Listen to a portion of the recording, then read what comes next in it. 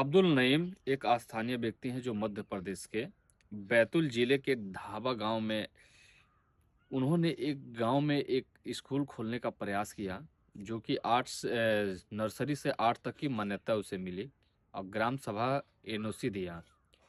लेकिन वहां पे ये अफवाह फैला दिया गया कि जहां मुसलमानों के 3 घर है वहां ये मदरसा खोल रहे हैं, जबकि अभी वो कार्य प्रोग्रेस में था। अभी काम संपन्न भी नहीं हुआ था, बोर्ड भी नहीं लगा था, उसे तोड़ने का काम कर दिया गया। जबकि वो डीएम के पास गए थे इस चीज़ को लेकर कि नहीं मैं स्कूल खोल रहा हूँ।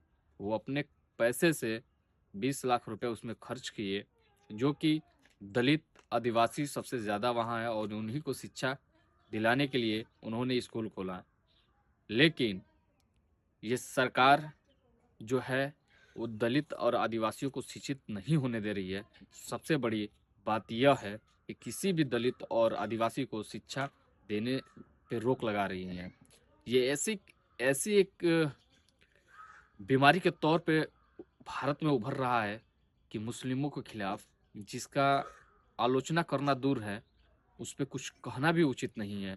क्योंकि कि एक मुस्लिम अगर स्कूल खोल रहा है दलित आदिवासी को शिक्षा देने के लिए, तो उसका स्कूल तोड़ दिया जा रहा है। एक गलतफहमी पैदा किया जा रहा है।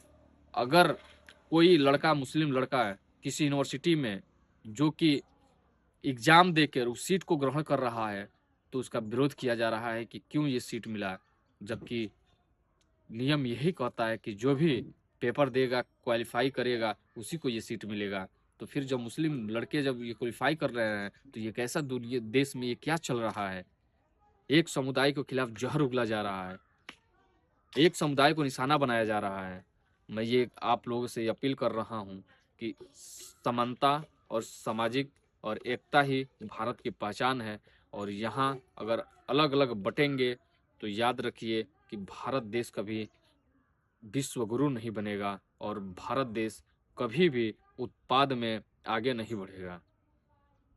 ये आप लोगों को सोचना चाहिए, समझना चाहिए कि क्योंकि भारत देश को आगे बढ़ना ज़रूरी है, क्योंकि ऐसे भी बड़ी-बड़ी जो देशें हैं, जिनके पास हथियारें हैं, लैस हैं, उन्होंने आँखें दिखाना शुरू कर दिया है। किसी दिन हो सकता है कि किसी के रडार में हम लोग भी हैं।